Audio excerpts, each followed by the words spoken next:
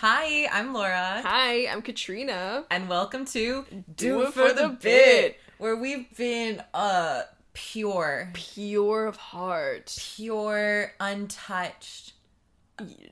Flowers. Intact since 1990. Intact? Oh, Lord. Oh, no.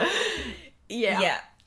Since 99. Since 99. Yeah. So, today, we're talking about such an interesting topic that has been preached at us for a very long time. Preached at us for a very long time. And, okay, we've talked a little bit about this. We've touched on it. When we talked about this on the Mission Trip podcast. Trips. We talked about Bathsheba and how much that bothered us. Yeah, that was rough. And how we had... how we were told to start wearing longer shorts because we have long legs. We were causing our brothers to stumble. Yeah, we were the problem. We were the problem. It's not like Jesus said, if you're lusting after a woman, like, pluck out your own eye. Yeah. It's not like he said that. Or if you, like, cup of feel, give a squeeze, then you should just, if that's a problem, you should cut off your own hand. Yeah, it's not like he said that. No, it's not like he said that. It's the women's fault, He said, actually, lady, you cover up. Wear more linens.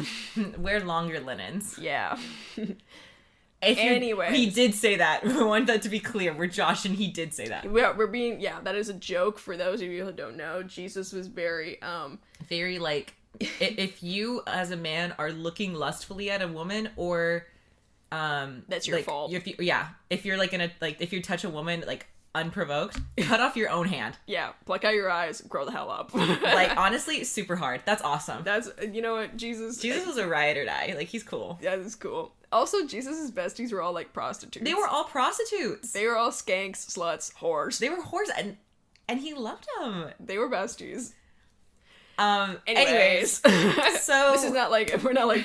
doing like a pro Jesus. Well, I mean, he's fine. He's fine. It's more like the church. Religion, the church. Yeah, I take lots of issue with. Yeah. So we're talking about purity culture. Purity culture, and how it affected us. What exactly is purity culture? What we were taught. What sort of programs we were sort of put into. Girl. Like, okay, we talked about this a little bit in the Mission Trip podcast.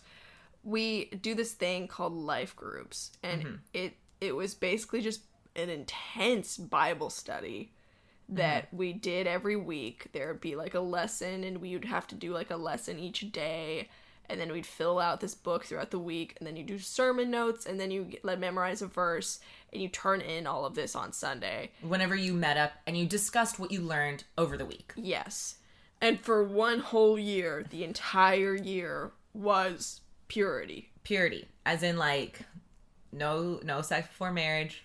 Yeah. Keep your heart pure, keep your body pure. Yeah. And mind you, this lesson wasn't like in high school. This wasn't like junior year of high school, senior year. This was our 8th grade year. Right. So we were 13 turning 14. We were 13-year-olds just in this just here. Yeah. And they were like, you are a sexual being. You're a sexual being. And that's not good. And you should feel bad about that. Now, and if like men look at you, it's your fault. Yeah. Being taught that as a 13-year-old? Very strange. Weird. It was very weird. Especially since my boobs hadn't even come in. And guess what? Surprise! They never did. So now you're just like, well... I wonder, at like a genetic level, my brain was like, oh, we better not ever let those come in. Shouldn't do that. Because it's apparently going to cause our brothers in Christ to stumble. And that'd be bad. And that'd be bad for me. That'd be bad for me. That'd be my fault, so I'll just hold off on those. Just don't even come forever. out. Just stay where you are. Stay where they are. It's fine. So my temple is flat. Anyways. You know, to quote Shakira, she says in Wherever, Whenever, she says, lucky that my breasts are small and humble, so you don't confuse them as mountains. So, you know what? That is scripture. That is scripture to me, and that is what I bring. I just thought that you would appreciate that. My body is a temple, and they are not mountains. So they're small and humble. Yes, no confusion. Don't be like, damn, is that a mountain? No, that's Katrina's chest. It's boobs. Cool. All right, well, that's great. That's good scripture. Yeah. See, that's something useful I can take away. Everything we learned in purity culture, más o menos. And Shakira? Yeah. Always. So, for this purity culture program in 8th grade... Whack as hell. Like, it's one thing for, like, you would have, like, I don't know, 3 lessons of, like, hey, you know, here's what we believe. We believe that sex should be inside of marriage, so that way, you know, you don't hurt yourself. You can protect your heart. Your heart. You're not going to get your feelings hurt if you just have sex with the person you're married to. Yeah. Okay, I can understand, like, maybe telling that to us a couple times. I'm like, okay, I see your point. I raise you this. It sounds pretty fun. What about? What about the fact that... I'm curious. I'm curious. Ever consider that? No, okay, our church wasn't as... okay. No. They were pretty bad. They were self-aware enough to, like, not be the shame route as much, but they're like, but, like, they're telling you things are bad, but they're like, this is not coming from a place of shame. And it's like, but you're telling me that this is horrible, this is bad, and then, you know, so I'm going to feel bad about it. Yeah, like, it's not, like, as bad as, like, Catholicism. No, it's not Catholic guilt. But... It's like the thing. It was repackaged Baptist guilt. It's very much like how they would be like love. I was gonna say love the sin, hate the sinner. But it's whenever they're like hate the sin, love the sinner. You know what I mean? It's like yeah, well, that's but like people can't be separated from the things they do. Yeah, like they did that. Yeah, like you can't. They say that for everything. Yeah. People like whenever people are like like they're like gay or they're queer or whatever, and they're like.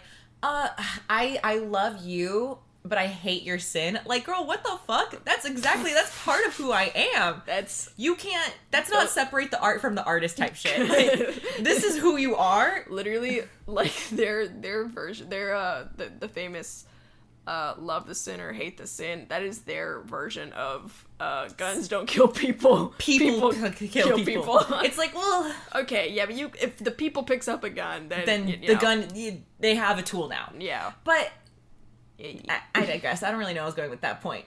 But per kitty girl. I said what I had to say. I will give them enough credit that they were self-aware to know enough that this sort of this extensive lesson was psychologically damaging. They knew it was. Yeah. But then they decided, like, yeah, we're gonna do it anyways.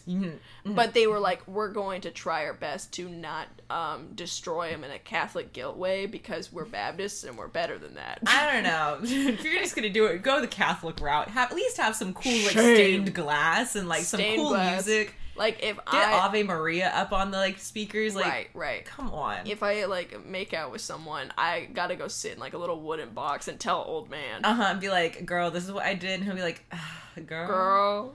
Do 10 Hail Marys. And then I can just go do the rosary once. Like, I don't know. I do think that's kind of camp. It's camp. It's cut and dry. There's a process to it. Here's what you gotta do. With Baptist, it's all up in the air. It's like, I'm sorry. Ooh. God forgives, but I don't have any verbal confirmation. Yeah. I feel like I'm good, but who's to say? Who's to say? It's up in the air. It's up in the air. It's quite literally out of my hands. There's no in between. I will give them. The other thing that was weird is that they don't do this. I feel like with a lot of like what you hear about purity culture, or maybe they like I don't know what Catholics do for this sort of thing. But what was so strange about this Baptist approach to teaching 13-year-olds purity culture is that they were incredibly pro-sex way in, like, they're incredibly pro-sex in, like, the most cringe way possible. Yeah. I'll get to the Purity Culture Conference and tell y'all all about that. Yeah, because I didn't go to that. You didn't go to that. And I wish I did. Just for the Just to say I did. Holy shit. Honestly, I just remember, like, hearing y'all talk about it, I was like, God, that sounds awful, but I wish I was there. Like, I had FOMO. I had FOMO of the Purity Conference Culture Mention thing. Dude, it was like 3-4 hours long, and they just locked us into the building with our parents. Amazing. My dad was not there, thank God. My mom was there. I was hanging out with my good friends that I've grown up with, and their parents are there. It was literally, anyways, I'll get to that in a second. Well, I want to finish up talking about what the life group stuff was that you were a part of. I did, yeah. Then it all culminates into this horrible purity conference, which was basically like the scariest lockdown for a 13-year-old. It was bad. Anyways, what I want to say is they're very pro-sex because they're like, guess who, check this, guess who made sex? God. So that's pretty cool, right, guys? And then because you've been taught like it's bad and also like it's good, you're like, all right. Slow. All right. Meandering claps. I guess. Yeah. Literally, they're like, God made sex, and God made sex feel good.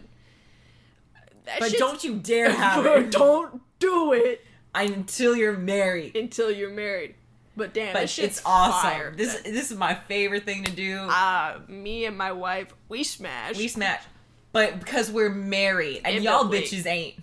Right. Again, we're 13 years old. Once again, we are 13, and someone who got married when they were 21 is like, yeah, we smash, and it's awesome. Yeah. But it's godly. I will say, and that is like something that I think is really bad, is that they're like, you have to be married to have sex, right? Yeah. They're like, don't have sex out of wedlock.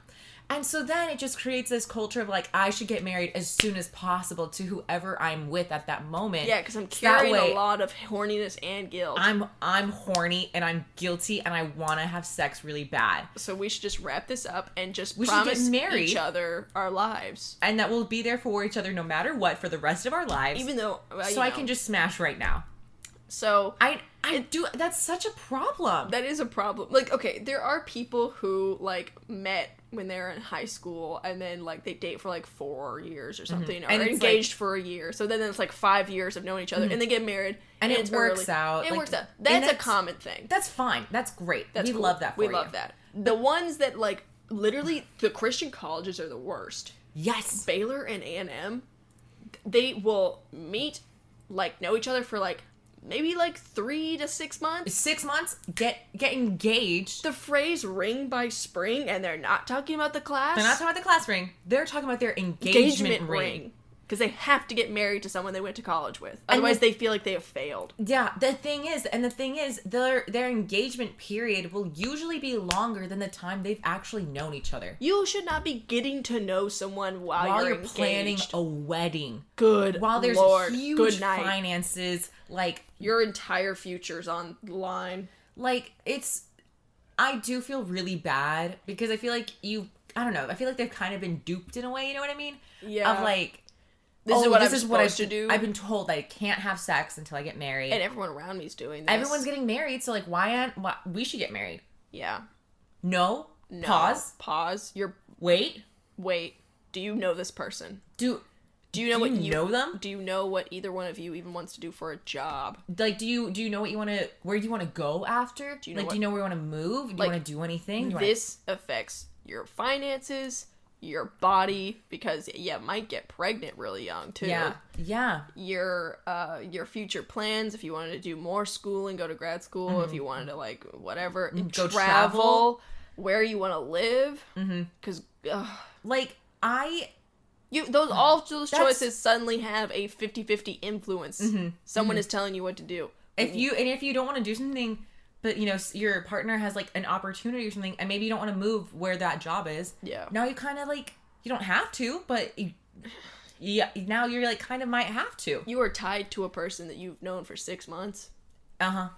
Like I feel really bad. I feel like for people who get like that, Yeah, I feel bad, but also I'm like, y'all think for yourself. Think for yourself. And also just like, I mean, I understand it's your entire... Baylor and A&M are very bad about this. Mm-hmm. I don't know how bad it is at other Christian colleges. Yeah, this is just what we know, because this is, like, where we're closest to. Yeah, but it's like, I think if you just traveled a little bit and talked to people outside of that bubble that you've put yourself in, you would realize, like, oh, I don't have to do this. Mm-mm. And it's also not normal, and it's probably not in my best interest. Yeah. Look out for yourself in your early 20s, girl. Yes. And then I think also because, like, I remember, I think even in our church, they talked about it a lot, like the Katie bubble. Yeah. Because, like, in our part it's not even like really Houston, it's Katy. Yeah. Like all like the church is there, all like the people there. It was very like, I wouldn't say homogenous. it wasn't homogenous, but they all believed the same things. Yeah. And it was very this general sort of blanket of Baptist sort of things. very like Baptist belt. Yeah. Baptist influence. Yeah. And whenever a lot of people and a lot of like... Caitlyn Jenner went to Second Baptist. Yeah, she did. Second, because we have like a really big Baptist church. It's not the one that we went to. No, but it's huge. Huge. Like, it's a mega church. It's a mega church. In Katy, not just like, I'm not talking like Houston, Joel Osteen. I'm talking about just in Katy. There's like, it's Second Baptist. It's a huge church. And I think it has like 4 stories. Yeah. It has like... There's so many kids go to it. Yeah. I remember I volunteered like there for VBS one year.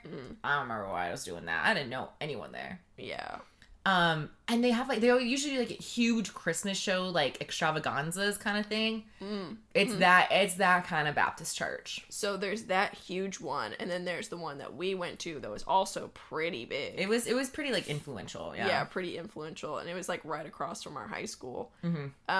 And then I think there's another big Baptist church. And then there was plenty of Methodist church scattered and like about. Presbyterian churches and stuff. And Presbyterian and Methodist and Baptist all kind of like believe generally the same thing. And then you got your Catholics. They're everywhere. Yeah, anywhere you go, you're gonna find some Catholics. You're gonna find a Catholic. Yeah. But everyone kind of had like the same belief system. Yeah, general like, idea. And so whenever you step out of that bubble, it was just very comfortable in that bubble because everyone believed kind of like the same thing about most things. And so whenever you stepped out of that bubble, you're like, whoa, okay, actually, I don't agree with this anymore. I have a lot of different viewpoints now. I'm thinking for myself. Yeah. But whenever you go from that bubble to another bubble like A&M or Baylor, then you don't really get exposed to a lot of other viewpoints. And then so you just keep thinking these same things. Yeah. And that can be kind of dangerous. It's like, it's not even just dangerous, it's just kind of sad. It's like, if only you knew what's out there.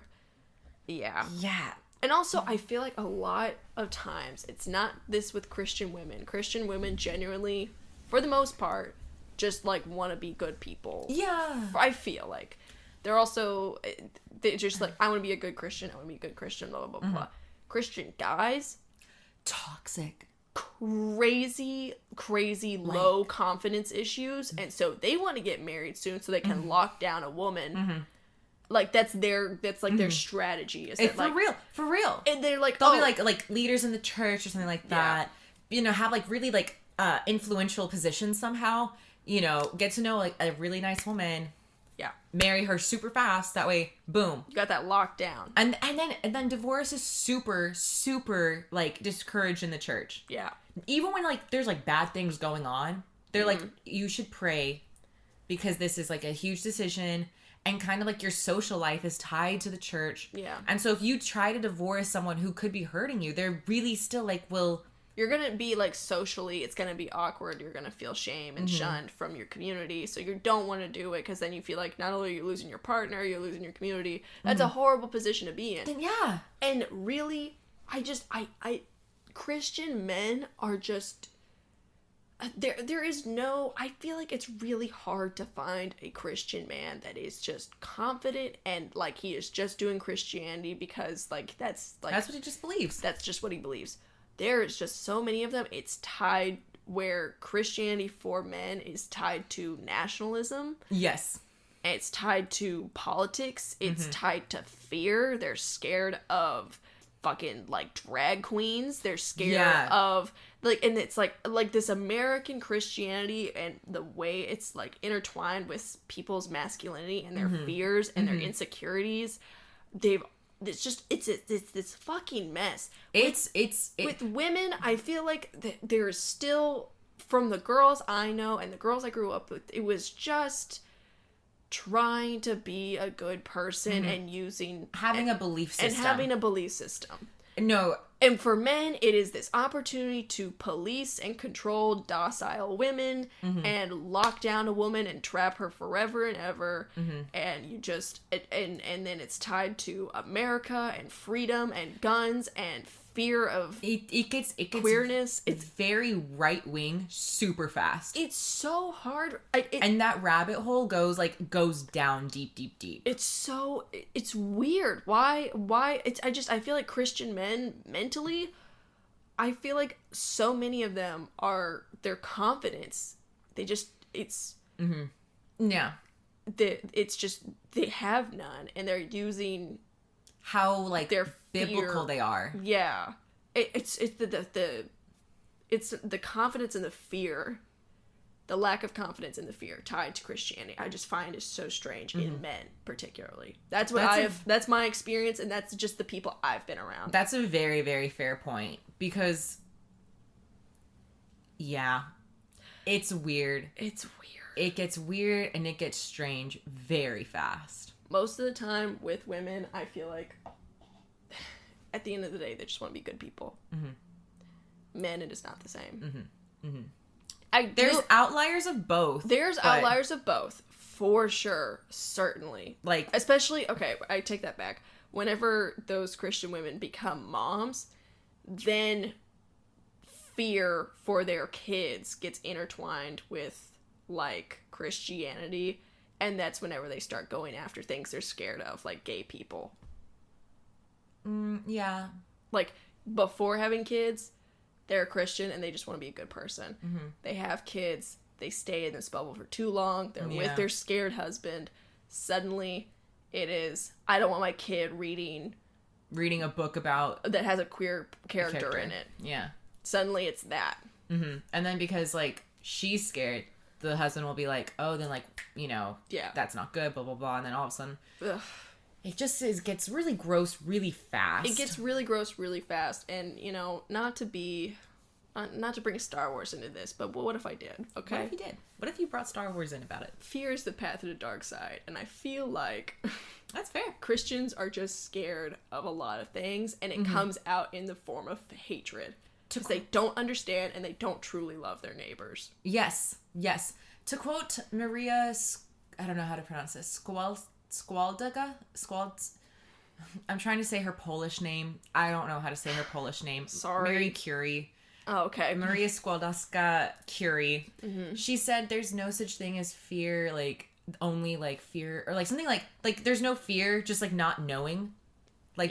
Just not knowing something. Not knowing something. I'm gonna look it up. That sounds like a bomb quote, but... Give me a moment. Damn. I'll let you cook. I will. You fill the silence. Okay.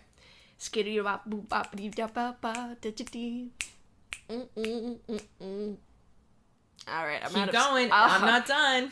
I haven't had to scat on the mic in a while. Okay. Oh, thank God. Maria Skłodka Curie. Nothing in life is to be feared. It is only to be understood. Now is the time to understand more so that we may fear less. Oh, damn! I'm glad I looked it up. That's a bar. Yeah, because that was a bar. What you said was all right. It was summary and Cliff notes. Summary summation had no flair. But Maria, she knew what she was talking about. Damn. And that's so true. People are just scared of what they don't know. They don't understand it, and they don't have enough love in themselves to go try. And to go give someone the benefit of the doubt of just being like, I'll go see what this is about. Yeah. No. They're just like, I don't like it. That makes me uncomfortable, so therefore, no one should be able to enjoy it. Yeah. What? And this, the dangerous connection between government and Christianity right now. Yeah. Whenever they're like, we should have, separation of church and state, they slayed with that one. They're so true. We should, and yet, where's the proof? Where's the pudding? Where's the proof? There's no. This pudding is proofless. This pudding is proofless. It's upsetting how proofless it is. It's just pudding. It's just pudding, and you cannot build a government on that. God damn it! Can you not? It's a horrible foundation. But the thing is, the way Christians operate, where they have believed the same thing their whole life, and only been around other people that believe the same thing. It is so scary for them whenever someone outside of that doesn't operate like that, because they've never left the bubble. To deal with that. They've never had to deal with that. But also, whenever you're in your own bubble, and you've always been in your own bubble, and you've never had a problem with it, and it's because it's never hurt you, and you know, your pastor tells you something, your church gives you these messages, and you just take them without question. Well, whenever you only elect your Christian values government people, then your government's only telling you, and so these politicians, and people used to understand that all politicians are fucking liars. Yeah. It was just kind of like the norm. That was the big joke, like, oh, well, he's a politician, he's a fucking liar. So, but whenever you're in your Christian bubble, you elect these politicians who run on their Christian values platform. Yeah. And you take everything they say at face value. That is so dangerous because they are fucking lying, because they are manipulating fear against you. Yeah. And they're saying they're teaching in schools that they're teaching pronouns in schools. And then it's like, they've always done that. That's part of English, motherfucker. That's English. That's English. You learned what that is. We all learned what it is. And sometimes, like, it doesn't matter. It's just so stupid.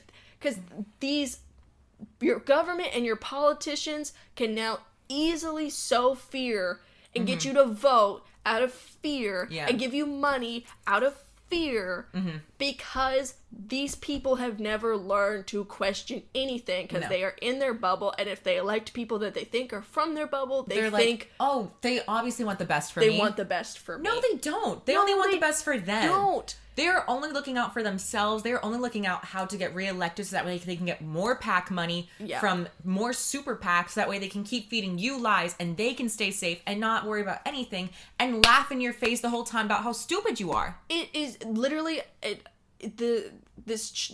using church speak is like, it makes me so angry. I'm like, you don't give a fuck about Christianity. You are not a religious person. You are not a spiritual person. You are just hiding behind that. You know how to wield church talk to manipulate people that have never questioned anything from the church. Yeah. It just makes me so sad because it's usually more Southern people that have, like, pride in, like, how free they are, and like, also have this weird, like, they're, like, anti-government, don't trust the government, but then they fucking love the government. They do. They love their politicians, and so it's like, how are you so obsessed with, like, less government, and yet keep voting for more government restrictions on everything? It's so like, what are you talking about? Because it's so odd. You're not thinking, man. And the thing also is that, like, in church, they really teach you a lot. They're like, you should have the innocence of a child. That's, like something that they really talk about. They're that was a bonkers one. I never really understood that They're like, God wants you to act childlike, which, okay, first of all, there's levels to that, and that all of them are weird, okay? And none of them are great angle. None of them make sense. Yeah. Logically. But they're like, have a childlike faith where you just believe in something and you don't question it at all. So for, like, something like that, for them to just actively keeping, like, do not question it, just be a child of God and trust God. Do you understand? No matter what, you're so susceptible to your government hurting you. Yeah, you're so susceptible to your pastor hurting you. Yes. The church hurting you. Yes. Your other church members hurting you. Yeah. You are so, if you're like, oh, well, I can't question it because God wants me to act like a child and not question anything, then why would I question what my pastor is saying, what they're asking me to do, what they're telling me? That's dangerous. It's so dangerous. Because everyone should think for themselves. For yourselves. Please. Because, okay, and the other thing is, in the Baptist church, which we were always taught, it was always very strange. We were always taught that Bible is the OG. It's the truth. It's the truth. The way, the truth, and the life. It is the way, the truth, and the life. It is everything. Yeah. That's what you lean on. And that humans are imperfect. Yes. No one is perfect. You have to be very careful. Like, my mom, who was a Christian lady, she was like, remember, with Christianity, you are capable of reading, and you have the, intelligence to read the Bible and interpret how you interpret. Yes. If someone is messing with you and, like, trying to, teach you an interpretation that you don't agree with, that is okay because no, like humans are flawed people. Mm-hmm. And so it is okay. Yeah. Now, the church that we went to claimed to believe that same thing, and they'd be like, you know, human interpretation is flawed. I'm flawed. You're flawed. We're all flawed. Bible is true. Okay. They're like, if you ever have any doubt, go back to the Bible. Go back to the Bible, and it's okay to ask questions and figure things out. And yet, girl, when questions were asked, I got in fucking trouble. People would be like, why are you asking that? I got in trouble. Okay, literally, in one of our years it was life groups. I don't know if I've already told this story. I don't think I have. But basically, there was a story about, there was a husband and wife, and one of them was a drunkard. The husband was drunk all the time. And they, like, owned some land, and they had some animals and stuff. And, the husband was drunk all the time, and he was behind on, like, payments for something. And this guy came to collect, and he's like, what the heck? Like, where's my money? And she was like, I'm not in charge of the finances. My husband does that. But I will handle this transaction since he is drunk, and he's not doing it. So I will, like, give you a donkey or something like that. Yeah. She handled the business transaction, you know. The point of the story was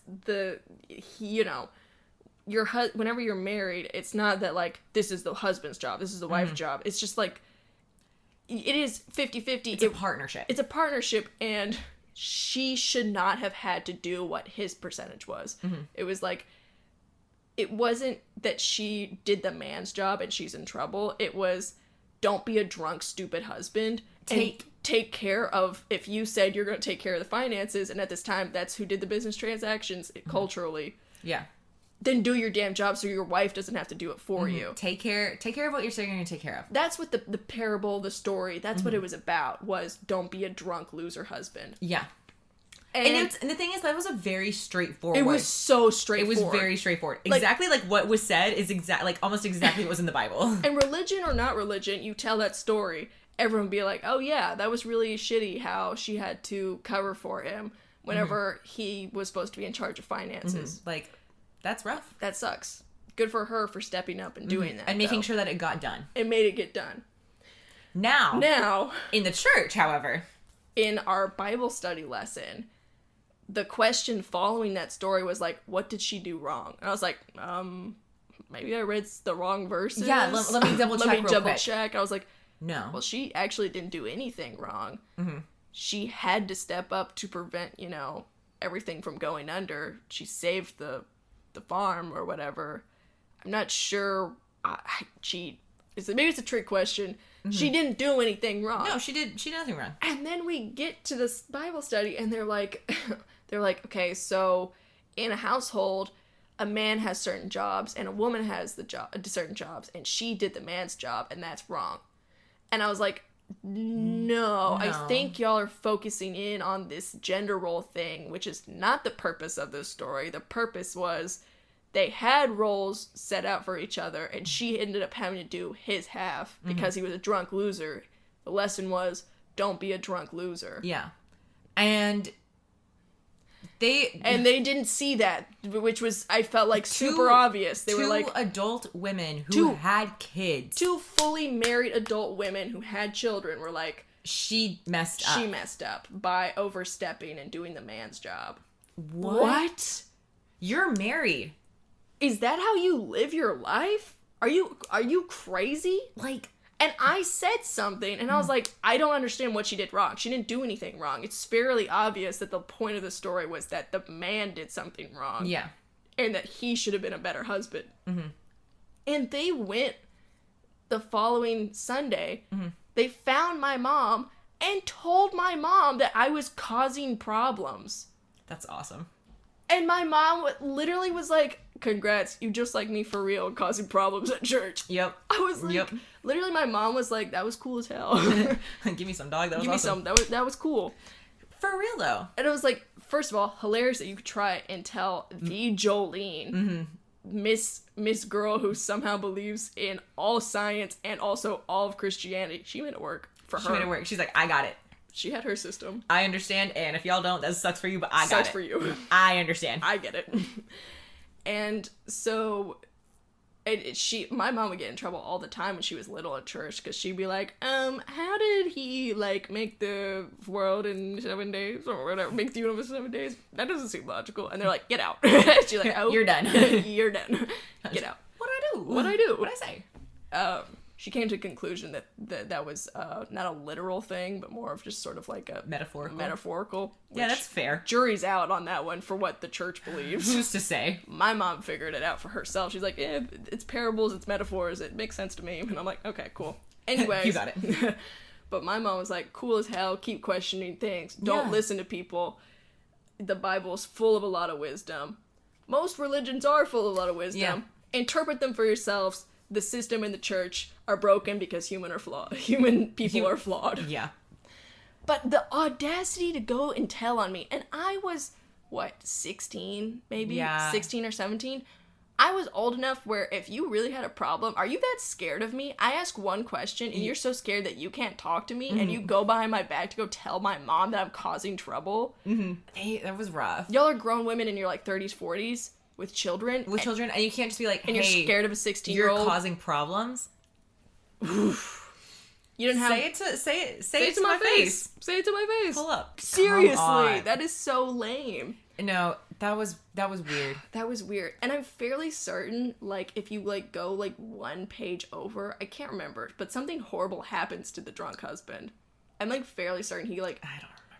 I don't remember what happens. I think he dies or something, or he's like eaten by worms. Like, it's crazy Old Testament shit. I love that. But like, it was, if you finish the story, it's so cut and dry. Like, husband was drunk and didn't do the business deal he was supposed to, and he almost lost all of his land. His wife had to do it, and then like there was a negative consequence. It was ridiculous. Like, he was eaten by worms from the inside. Like, it was like Old Testament, like just letting you know, don't do that. Don't do that. Don't be like him. Very obvious cut and dry consequences. Yeah. And I was just like, but in our Bible study, it didn't have us finish the story. It was just stopped right at whenever she made the business deal for him. Yeah. Anyways. It was weird. That's weird. That's weird. I'm not... You should... If you're going to teach something, you should be very open to having questions about that something. Or at least read the whole story. Uh-huh. But like... Anyways, it's just a very... That instance that I experienced was just where I was... It just really shows how fear is what drives Christians into settling and wanting gender roles. They just want to be told what to do because they're scared. Because it's so much easier when you can just like... It's so much harder whenever you're just on your own. You don't know what's going on. Yeah. Like, you're just living your life. If I have these gender roles set out for me... Then perfect. I don't have to worry about anything because I know exactly what's expected of me. And I know what my partner expects of me. So I don't need to do anything crazy. I don't need to reinvent the wheel. I can just live my life according to, like, these roles that are acceptable to both of us. Yeah. But unfortunately, at least all of that has been skewed. Yeah. Even, like... Gender roles in a Christian marriage, I don't think inherently are flawed, but the power dynamics that are wielded in them are so flawed, and they weren't ever really meant to be like that. I mean, the way they always quote, that was the other thing that was always quoted to us, was that one verse where it's like, oh, yoke. Well, unevenly yoked, but like also, it's just the classic, wives submit to your husbands. What's crazy is the next verse is, like, husbands, like, submit to your wives. Like, it's a 50-50. It's literally back-to-back. These verses are next to each other. No, for real. They will cherry-pick the verses. That way it fits exactly, like, how they want you to view the world. Yeah. And so they'll push wives submit to your husbands as you, like, would submit to the church. And then if you go the next verse down, stop immediately where, like, they have to do anything, where they submit their power. Yeah, and if you literally go, like, one verse down, it's like, husbands, love your wives. And it's like, wow, that's crazy. Those verses are right next to you. But you know which one I've heard the most? I've only heard the one that is wives submit to your husbands. Where I gotta submit. Like... Funny story, though. my mom, for some reason, I don't know where this came from. I don't know if it's true. I don't know if it is completely baseless. But my mom, this is kind of like a saucy, weird interpretation that she was told. Okay. That verse, wives submit to your husbands, is like sexual in context. Okay. And how? Let me explain. Okay. So my mom was saying that whenever the person, I think it was Peter, was saying this verse, he was talking to a bunch of ladies. Mm-hmm. And they were all Christian women who believed in Jesus. Okay. And they're like, and all of them were talking to him, and they're like, all of our husbands aren't Christian. They're not getting on board with this Jesus guy. They don't fucks with it at all. And it's just like, what are we going to do? Because we want them to be Christian. That we want them in on this good Jesus stuff. And Peter said, and basically the women were saying, you know, we're going on strike. We're not going to sleep with our husbands. I love, because I mean, like, in like Greek mythology, I like whenever like there's like a war going on, and then the wives are like, we're gonna lock ourselves in the tower and tell y'all stupid men stop fighting this war. Yeah.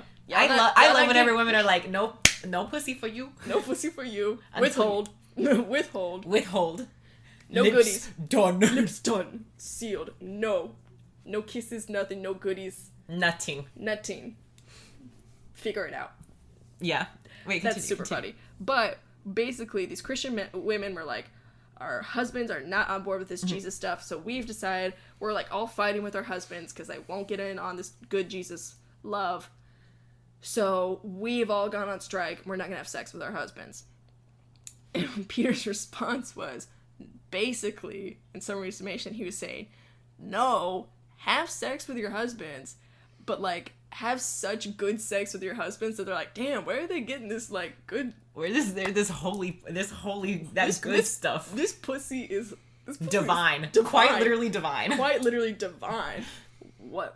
What's got you in the mood, honey? Let's talk.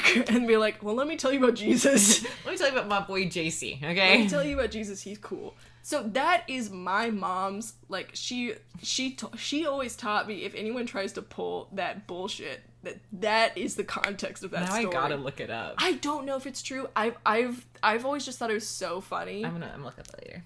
I've just always thought that interpretation was so funny that I've never bothered to look anywhere. You're like, this is the truth to me. What? That's my interpretation. I want people to think for themselves, but for me, I'm just taking this one at face value because my mom told me, and I think it's super funny.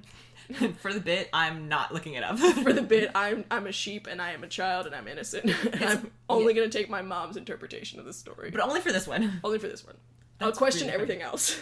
But I think that is so funny. It's just like, we've all decided we're not gonna sleep with our husbands. He's like, no. And Peter's like, no, give him that good shit. Give him that good. Give him that sloppy top, and then say, Jesus sent me. What? I gotta go to church now. Yeah. Mm-hmm. Purity culture. Purity culture. We have not talked about purity culture almost at all. Well, I think it's important to establish the weird, just manipulation of the church in general before getting to purity culture. So purity culture, 8th grade, life groups. They had us write down lots of things that you could do with a boy on different index cards, and then we had to order them from innocent to after marriage. Did they already come? Didn't our leader... What? Didn't our leader already have, like, she already had the cards written out, I think. Yes, she had the cards written out. But then we had to be, like... We had to order them, and then we also had to put down a, like... We had to... Time in our life, right? Like, 1st grade. No, that was one of the girls... Was that just... One of the girls in our group didn't understand the project, and she's like, oh, is this like a timeline? So, like, by the time I'm blank, I should do this. And everyone's like, no! Because it was like... Wasn't it like kindergarten, like, eye contact? Yes. So, like, okay, in kindergarten, you can make eye contact with a boy, but see, here we are in the 8th grade, and we can hold hands. Now we can hold hands. And she was like, I didn't mean for this to be a timeline. That's not how this is supposed to go. No, but you're supposed to... Everyone was supposed to go up and place a marker at like where is too far. Oh yes, the like boundary. Where's the boundary of you should start doing this after marriage, or you should like whatever. Yeah, I remember. And so seeing like holding an like just this having to order index cards. Some say hand holding, some say like oral sex. Yeah, and we are 13. We are 13, and we are Christian, and we are confused. But we're like, all right, so we get it all out there, and you know, if you're trying to be like a try hard, you can put like your marriage after marriage only marker at like, you know, kissing with tongue. Yeah. Once again, I'm 13. I have school tomorrow. I got to be up at 6 a.m. tomorrow. I got a math quiz. All right. I don't know long division. Girl. Well, long division we do. Hopefully.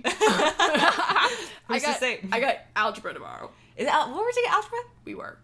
We were in the same algebra class. We were in the same algebra class. I was really bad at algebra. That's all right.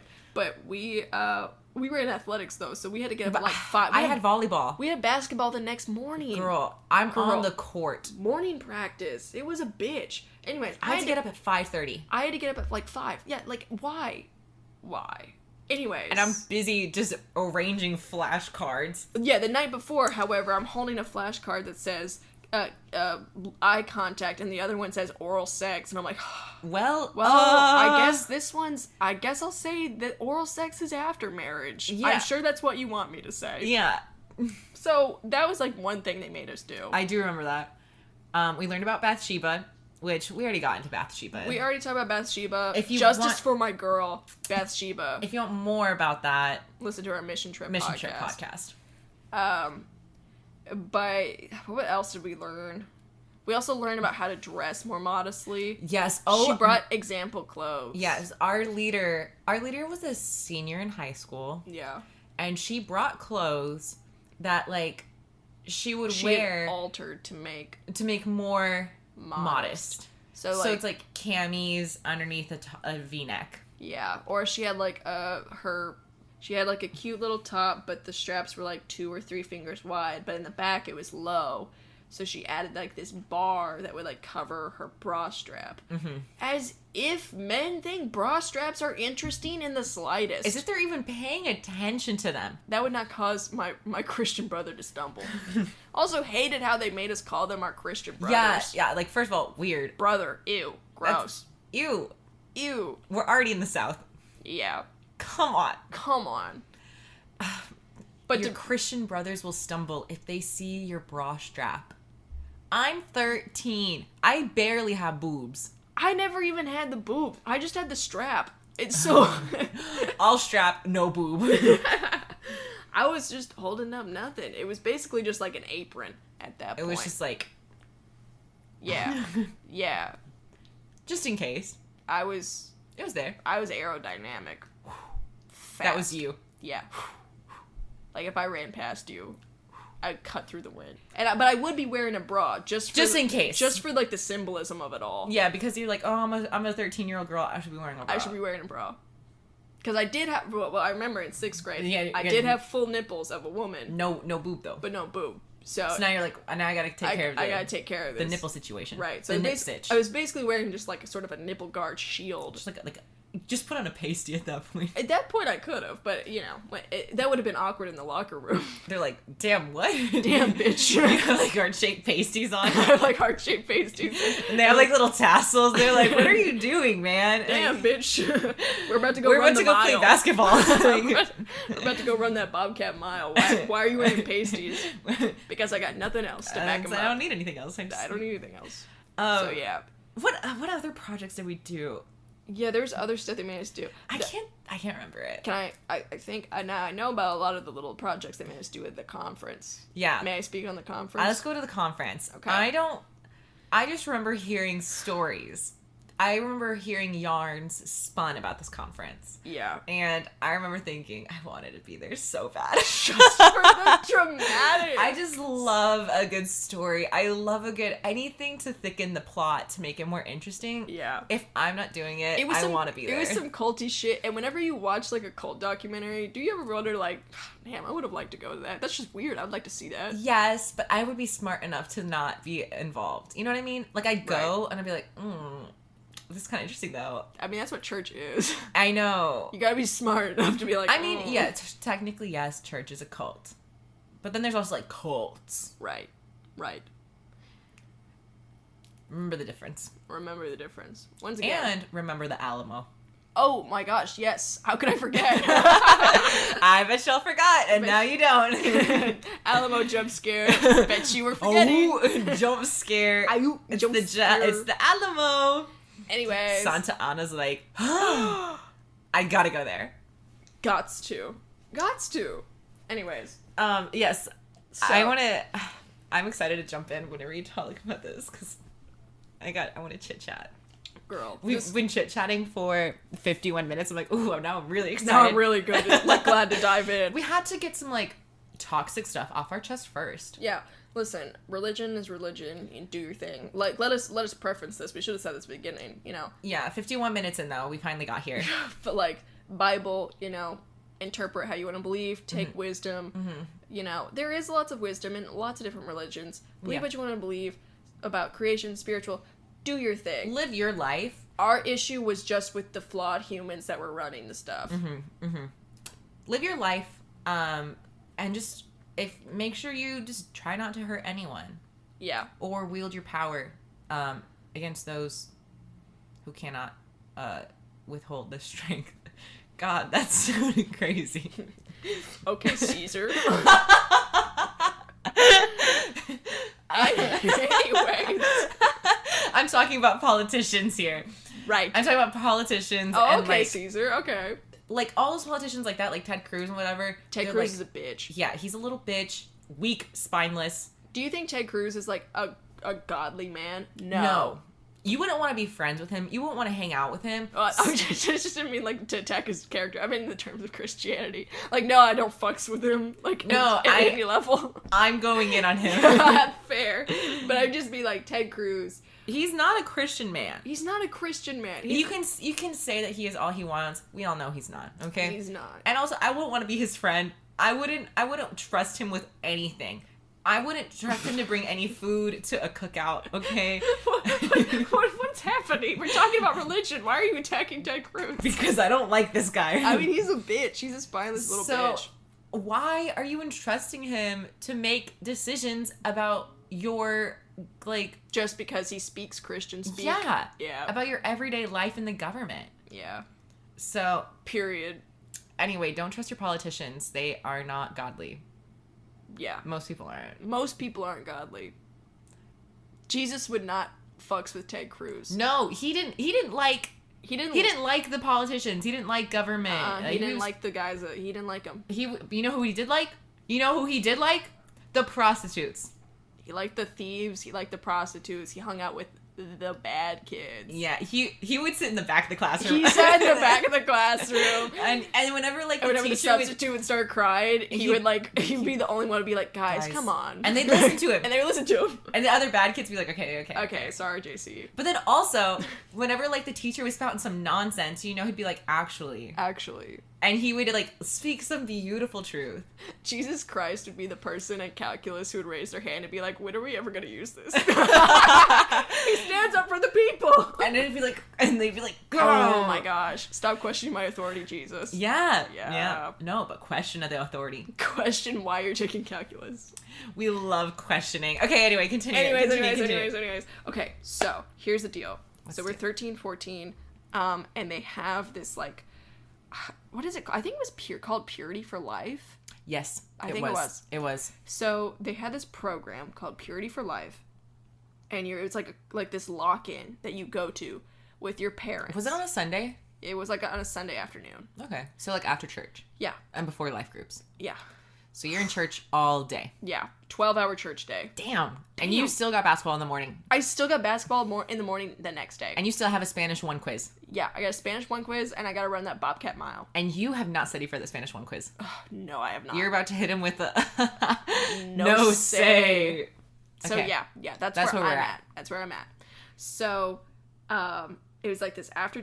Okay, so there was 3 parts to it. There was a part that you did with your parents.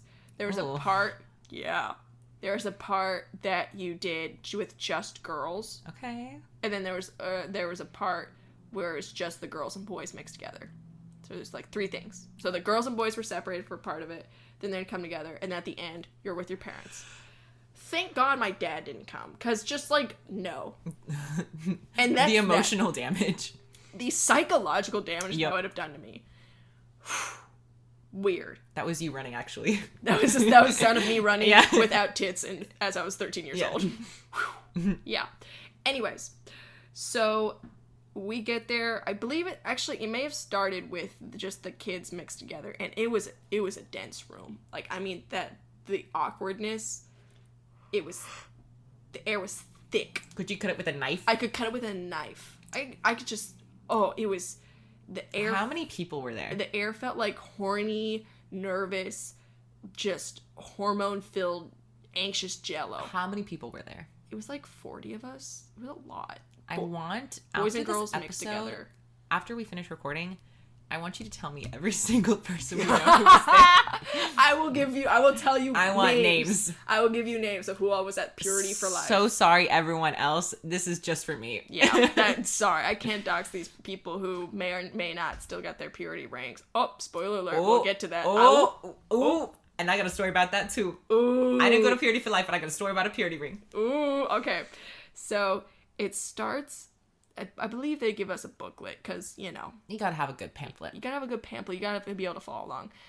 One of the things... Was it a fill in the pamphlet? It was fill in the blank. Okay, so you're learning. Because it's like a program. Yeah. Anyways, so the boys and girls are mixed together. It is a dense and it is an awkward room. And the staff is very self-aware. They're like, this is weird, guys, all right? God, that millennial, youth pastor. The millennial youth pastor. They're wearing, cargo shorts, khaki cargo shorts, and they're and leather flip-flops. Yeah, I was about to say that flip-flops. And they're like, all right, guys. They're tugging at that collar. They're, quirky. Yeah, they're quirky. And they're quirky, but they're like, I know this is weird, but you know what? You're gonna be better for it. I know this is weird. And we're like, Jesus Christ, what is going on? Come on. JC was in that room damn, this is not what I weird. pictured. This is not how I thought this would go. That's not what I was planning for. So, basically, also, I would just like to say, this is a little tangent. I always believed that the whole sex before marriage thing was mainly just, like Christianity, it was just kind of just look out for the woman. Yeah. Because they didn't have, contraceptives and stuff. So then you end up, pregnant alone. So it's be sure you're married first. So that way you have a kid that guy is legally responsible. Yeah, I it's just like a safety net. It was just, sort of more and of also, STDs and stuff. Yeah, they didn't have, it was way more dangerous back then. Yeah, to just be hitting and quitting it. Every single, joyride was, could be your last. Every joyride could be your last. Which, thrilling. I'm sure that was a thrill. I mean, But also the consequences were dire, quite deadly. So you had to pick your battles. Pick your conquests a little carefully. Yeah. So mainly your married other. Yeah, so that's why I was always kind of like, why are we so obsessed with the sex before marriage thing? Whenever it probably was just set up to, protect the woman in case she got pregnant. A lot of things in the Bible were just kind of we didn't really have, a lot of, medicine or technology, so it's just kind of, to protect y'all. Yeah, a lot of the food stuff where it's don't eat blank, blank, blank, blank. That was just it'll give you weird flu. Yeah, it'll hurt. it'll make you sick. Don't eat this because you could get sick from it. Don't eat lizards. And everyone's like, oh, write that down. Mm-hmm. They're like, okay, now we don't eat lizards. And they were right. We don't eat lizards, yeah. Yeah, so that's, anyways. Weird tangent, but get back to it. Weird tangent. So we're in this room, and they're like, oh, this is weird. Sorry, guys. But let's get into it, all right? You guys are brave. You guys are big kids now. Okay, saying the phrase big kids, and then you're about to start talking about sex, crazy. That's gross. Ew. We're all in, the very front rows of the church. Or were you? We were in a room. You were in a room. We were in a room. That's worse. It was it's condensed. That packed. Tenseness was everywhere. So I was picturing an open space. I was picturing where we went to church. No, it was in a secluded room. 40 of us. That's rough. Okay, so what they did was they got. This is the really stupid one. I think a lot of people have seen this one, but basically, they got a piece of paper, 2 pieces of paper. Oh. Yeah. This is a famous one. And then they had us glue the papers together. Oh. Oh, what would you? Okay. I thought that you're gonna crumple one up, and then be like, "Do you want this piece of paper, or like the crumpled piece of paper?" It's like, and then people are like, I mean, I'll take the nice piece of paper, and then they'll be like, "Oh, so why does no one want the crumpled piece of paper?" And then people are like, "Oh, because it's ruined, it's crumpled." Well, like, yeah, it's a piece of paper, you crumpled it. Like, it's gonna be a little bit harder to write on. Yeah. No, that's what I was expecting. No, that is one of them. That was not... I think they even prefaced that they weren't going to do that one because they thought that one was, like, toxic and shameful. They're like, you are not ruined. I do think that. Yeah. It is toxic and shameful. That's fair. They're like, you are not ruined if you make a mistake and have sex before marriage. You're not ruined because, you know what? God loves everyone and God forgives. However, they had us glue 2 pieces of paper together. Okay. And then we ripped them apart. Okay. And, you know, one of the pieces of paper walked away with little scraps and shreds of the other piece of paper. And they're like, when you have sex, you're giving a little piece of yourself away to someone and you won't ever get it back. Girl, like, what am I giving away? Girl... This good? Like, come on now. No, come on now. That's not me giving away. That's me blessing them, okay? Yeah. That's a gift. It was odd. So that's what they did for the girls. They didn't do the one... There's this other... Oh, of course. Well, they didn't do it with the guys? They didn't do... I don't know what they did with the guys. We were separated. But... Man, we should hit one of our friends up. I think... I'm trying to think of who we know that did it. Probably... Yeah. Okay, anyways. But... they didn't do the one. There's a very popular one where they take a rose and they pass this rose all the way through. Like, everyone touches and holds this rose, and like it goes all the way through all the people. And then once the rose gets back to the pastor up front, he's like, "This shit's messed up. It's not like beautiful. It's been touched so much that it's tainted and it's frail and it's falling apart." It's like, oh my god, that's really toxic. It's like. And it is one thing. It is one thing to say, like, look out for your emotions and respect other people's emotions. Look out for your mind, your mental health, your well-being. Be responsible. Like, take care of your body. Like, you know, doing physical things with people. There is an emotional component. Yeah. Understand that you can hurt their feelings, they can hurt your feelings because you're being fair, as vulnerable as you can possibly be with this person. A lot of things are laid out. Yeah. I totally understand. That's like, a very fair point. Any parent should tell their kids that at some point. Be like, that's the deal. Be careful because you don't want to hurt your feelings and no. And you don't want to hurt others. Protect yourself. However, showing like physical objects as being permanently ruined or changed because they got glued to another object and then destroyed because they were ripped apart. I was like, good God. It's like, that's not how the real world works. And then what apparently happened for the guys, because I wasn't there because I was in the girls' room. I don't know what they did, but it was basically what they did to the guys was traumatizing. What they do? There was a goldfish in a bowl swimming at the front of the room. Did they kill the goldfish? They didn't kill the goldfish, but basically he took the goldfish out of the water and put it on the table. And everyone started screaming. And they're like, put the goldfish back in! Put it back in! He's dying! And so then he was like, you want me to put it back in the fish bowl? And everyone's like, yes! And so then he puts it back in the fish bowl. And then, then he was like, so basically sex outside of marriage is death. Are you kidding me? Now, I don't know if that's exactly what happened because this was told to me secondhand because I was not in the room. That happened in the boys' room at this conference. Someone told me. I literally don't remember because keep in mind, this day was traumatizingly awkward, so I blocked out a lot of it. That's fair. But That's crazy. That's crazy. That's crazy. What the fuck? Yeah. Okay. Okay. I feel bad for that goldfish. Poor goldfish. You're about to die, and your life is in the hand of like some millennial youth pastor. Yeah.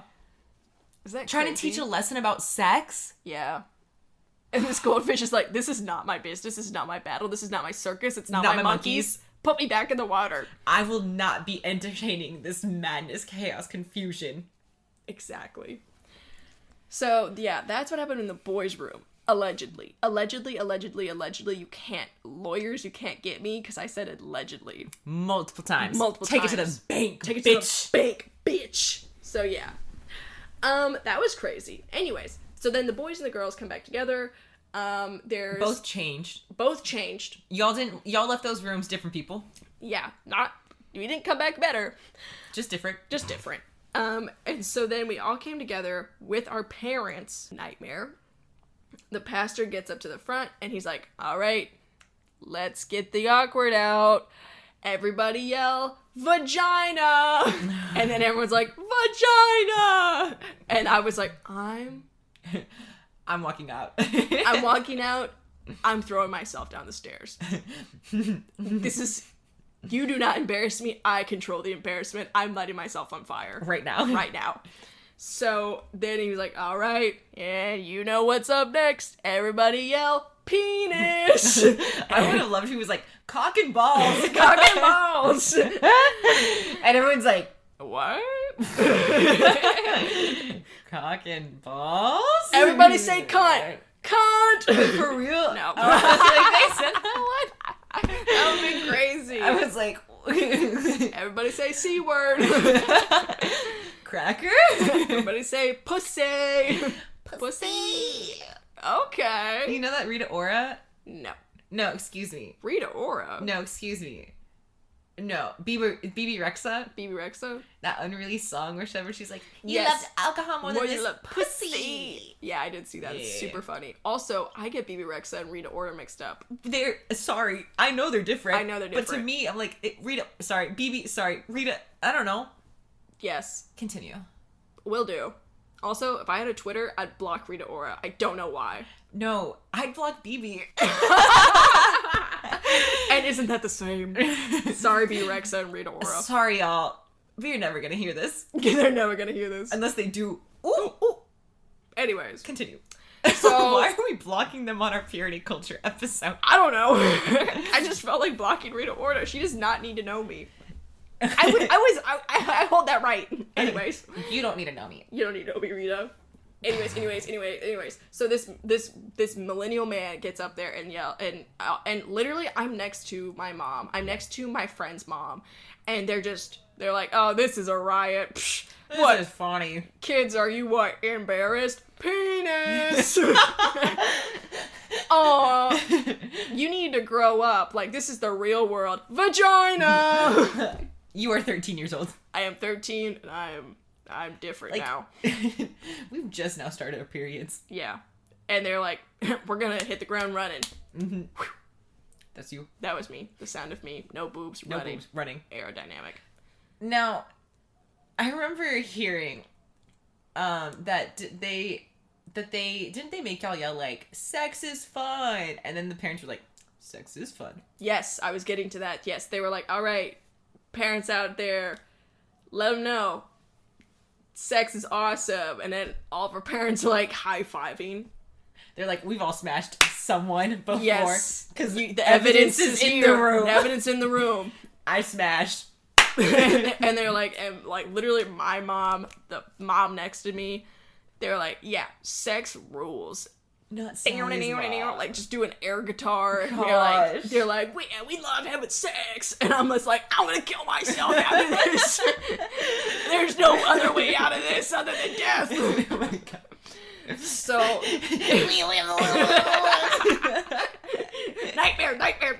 nightmare blood rotation. Like just no one else had to go through this. Here I wish I did. I can't believe you wish you were there. I would For give this story. I would give anything to have this story. I'm like, this is awesome. I wish I was there. God, where was I? I went to catechism, so like I have enough of that.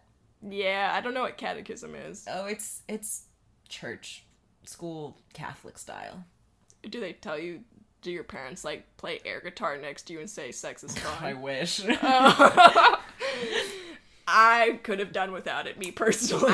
It's so funny. This is so funny. I was like, I'm glad y'all think sex is fun, but I hope you know the consequence of telling me that is I'm gonna kill myself right after this. Now. We're not making it to that Tex-Mex lunch after this. No, we're not going to Lupe Tortilla anymore. No, because I'm not gonna be on this earthly realm. Anyway, so he's like, yeah, your parents know sex rules. It's the best in marriage. And everyone's like, yeah, sex in marriage, super fun, super cool, and super great. And I was just like, what the fuck is wrong with you people? Why is this happening right now? Like, it was horrible. Then they were like, all right, now let's play a little game. And they put up on the board. And they were like... Not a game. Well, this one is kind of... I understand what they're trying to do. Girl. But they're like, we're going to be like detectives right now and get to the bottom of this. Okay. So... Not role-playing. Ruth here up on the board has chlamydia.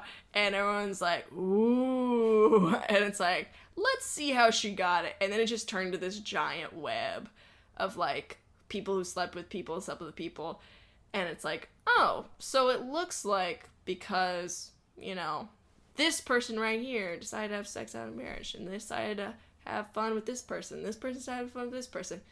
Looks like now 40 people have chlamydia. And I'm like, that's how it works. That's how it works. But they already told us one in school, so you're late. But thanks for making us feel like little PIs. But also, like, the thing is, that's how any disease works. Yes. Yeah. Have we not learned anything from COVID? Well, not in the church. They don't believe in vaccinations. Oh, so... My bad. Well, not all of them. Some of them. Anyways. Too many of them. So, yeah, that's basically... I'm trying to think if there's anything else. I know there were other horrors. Oh, well, okay. Here's the thing. Purity ring. All right, so that was the conference. It was hell. Those were the only things I remembered because once again, this was so morbidly embarrassing that I blocked out most of it. Mm-hmm. Mm-hmm. I may have blacked out entirely, to be honest. Yeah. But after that, then my dad reappeared. Suddenly he had a free afternoon. He's like, I'm here. It's like, oh, did I miss the conference? Well, that's weird. Anyways. And it was not required. No, it wasn't. Because I didn't go to it. Well, no, not the conference. Oh. The rings. Oh. The rings were not required. But they were like, it is... Highly encouraged? Encouraged in, like, they were saying, like, it's a sweet tradition. It is a physical reminder to yourself that you wear on your person. And it's, like, just nice to... it's, like, a nice tradition reminder to yourself to, like, stay pure until marriage. So, my mom and dad took me to James Avery. Nice spot. It's the place to go for these sorts of things. If you don't know what James Avery is, it's like a Christian jeweler.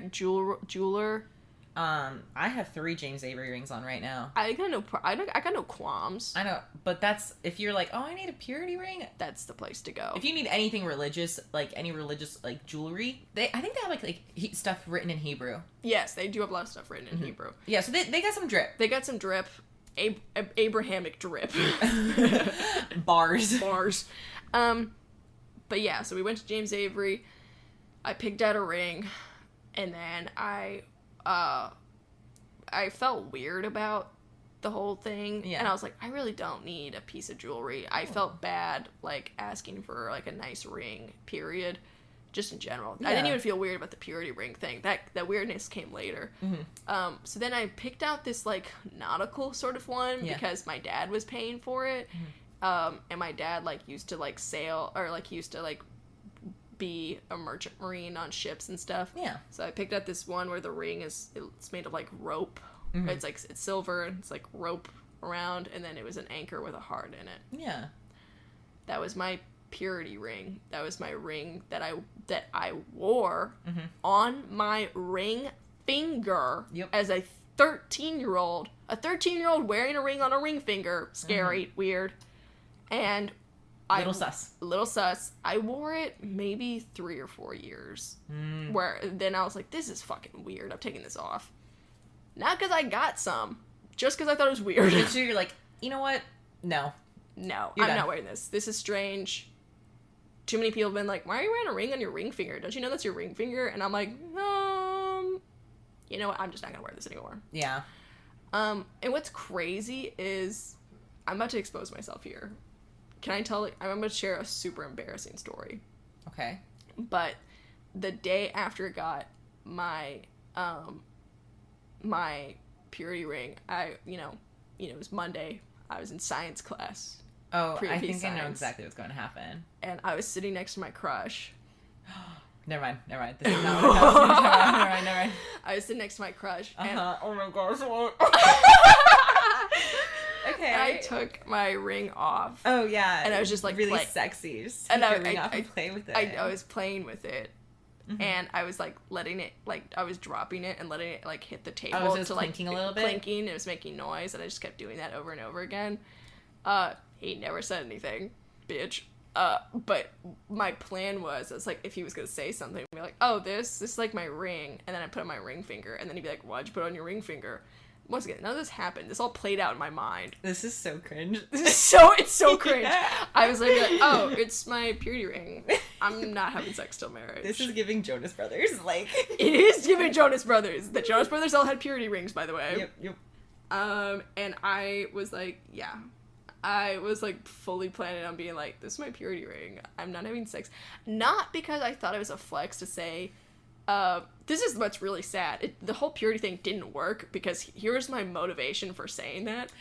It wasn't that I thought it was a flex to say that I wasn't going to have sex until marriage. I just wanted to say the word sex in front of my crush. Yep. I was Isn't that bonkers? Is that why? Yeah, that's crazy. You just wanted to bring up you just want to bring up sex in front of him. I literally just wanted to say the word sex in front of my crush. Crazy. And he didn't say anything about it. Yeah, no, I didn't get to do it. Thank God. That would have been mortifying. He would have been like, can you believe this loser? I would have been the talk of the town for being a fucking loser. Here's the thing. I would have loved, like, in a different universe, like, he did ask. In a different universe, we're recording this episode. And you're like, I fucking asked, like, what's fun. And that's in a really dark timeline where, like, the power went out for 3 months after the winter storm. Oh, yeah. COVID was still happening. That's a really dark timeline. That's where it happened. There's a very dark timeline where he asked. Trump was reelected. And Trump was reelected. Like, everything went wrong in that timeline. And in that timeline... That's also where your crush asked you, what ring, what's that? What's the deal with your ring? And you're like, oh, I'm not going to have sex until marriage. It's my purity ring. I'm not going to have sex until marriage. Once again, not thinking it was a flex. Just because you wanted to bring it up. Just wanted to talk about sex in front of my crush. Yeah, that's, like, defeating the whole point. Yeah, I learned nothing for a whole Sunday, essentially, except I was embarrassed, and I learned that apparently all of our parents like sex. Good for them. Good for them. But, okay, here's the thing. What is your purity ring thing that you wanted to say? So here's the thing. Okay. So, the next Sunday, I went to church. I remember that Sunday. I remember this. That Sunday, we all, that week, you know, okay, so it was Purity for Life, and then that week I heard all the stories. I was like, oh my gosh, that's so funny. I wish I was there. Not to learn anything, but just for the vibes. Yeah, because I didn't learn anything either. Because I just wanted, also just be like, man, I wish I was there with the besties. That would have been really funny. Yeah. I'll do anything with my friends. I'll do anything, okay? Yeah. And then the next Sunday, I was in church, because I remember when we were in middle school, we went to, like, our, like, church activities, and then we went to actual church, like, service. Yes, after. we would do it like a youth service, and then we'd go to the normal service after. With, like, the adults and whatever. Crazy that we do 2 levels of church. Yeah, we were there from, like, 9 to noon. Yes. And so I just remember we were in, like, our church service. We went to, like, our little, like, breakout 8th grade room. Yeah. And they're like, okay, so we're gonna go to, now that y'all did Purity for Life, we're gonna go to, the church service. And I kind of missed what was going on. Yeah. I was like, oh, we're walking there together. That's weird, but whatever. So I was just chit-chatting with you and Ray. Uh-huh. And then all of a sudden, we're being paraded to the front of the church. Yeah. And in front of the normal large church service. There's a balcony, okay? Yeah. So there's multiple people. There's like hundreds of people in here. Yeah. And I realized that they're chit-chatting. They're like basically like kind of like a debutante ball where they're like showing off the people, you know what I mean? Yeah. So they're showing off the new kids who have dedicated their virginity to marriage. Yeah. And everyone there has a purity ring. And I'm like, oh, and I'm right in the front. So, like, people can see my hands. Uh-huh. So I quickly take one of the other rings I have and I throw it on my ring finger. So that way people don't think I'm a fake. Yeah. And or slut. Or a whore. Right. At the tender age of 13. Right. Thank God no one thought that because I put a ring on my ring finger. So everyone's like, oh, thank God. Yeah. She's not a slut. She's married to Jesus temporarily. Good for her. Good for her. Good for her. And I just remember I was like, girl, what the fuck is going on? I just remember I was like, why are they showing us off like this? It was kind of like we're show animals, kind of, where it's like, why does everyone in this church service need to know that I'm gonna be a virgin for a while? What kind of psychotic, like, what is this? Yeah. It was really bizarre. But anyway, I was like, they can't think I'm a whore. So I had to change my ring. And that made me laugh. So literally just doing like a little sleight of hand, switching one of your other James Avery rings onto your my ring actual finger, and you're like, nailed it, got out of that shit. Yeah, I did. Well, what's crazy is that, like, the reason they paraded us out in front of everyone was literally just, like, social pressure to be like, hey, this entire church is watching you. And it worked. It did work. Because I immediately changed what, like, ring I was wearing. Oh, yeah, no. And no one's blaming you here. No one's blaming me. I'm not blaming me. No. But I'm just like, damn. What? That was crazy. The public shaming, the eyes, the watchful eyes. The little grannies in the front, they can't think I'm a slut. So many old people sit on that front row. Yeah. And their glasses are thick, so they can see. Everything's clear. It's 4K right now. It's 4K looking at all those James Avery rings on that left hand. Look, ring oh finger. wow, look at them. Ugh. That's bizarre. That was bizarre. Yeah. So that was it. I don't know if that was better or worse than the Catholic approach, which is just like primarily shame. This one was very shameful, very shame based. They try to take the shame out of it. They try to take the shame out of it, only a little bit. And then instead, it was just like horribly embarrassing because it's like, once again, a millennial up on stage, and then all of your parents just being like air guitaring and high fiving about how fun sex is inside a marriage. Yep. Penis. There's actually no other way I'd rather spend my Sunday. Say it with me now. Vagina. Cock and balls. They did not say that. I wish they did. Can you imagine? Crazy. If I was them, I would say that. I wish they'd done like the full thing. They'd been like clitoris, taint. I think taint. Hole. Hole. They just say hole. You're like, which one? Gorilla grip. Sloppy toppy. Give me that glizzy. Who's a throat goat? This is getting really bad. Yeah. Sorry about that one. That towards the end got really out of our hands. Yeah, we got a little carried away there, but so did they. That was out of pocket. We can't help it. I was traumatized. Learn from the best. Yeah. Okay, so I think that's it for purity culture. If you have any questions and you're just like, hey, I'm confused, what did they make you do? Or if they're like, hey, you good? We're not. Understand that we'll make it. What the heck? Like, we're not enjoying it. Yeah. But yeah, thanks so much for listening. I really hope you enjoyed. And yeah, if you could rate us 5 stars and leave us a review on whatever platform you're listening to us on, that would be so amazing. We would really, really appreciate it. And then if you could also, if you want to see any, like, I don't know what kind of visuals we'll have for this episode, but Go follow us on our Instagram at Do It For The Bit Podcast, and you can follow us on our Pinterest at Do It For The Bit. Yeah, thanks so much for listening. Also, if you have a topic and you're like, please talk about this, we might. DM us at Do It For The Bit Podcast. Yes. That's all I gotta say. What you gotta say? I gotta say, thank you for listening, and that we love you. I hope you have a blessed day. I hope you have a blessed week. And see you in church next Sunday. See you in church. Yeah. Okay. I'll bring the lemon bars. Yeah. I'll bring the kolaches. Okay. Okay. All right. Have a good week, guys. Bye. Love Bye. you. Bye. Bye.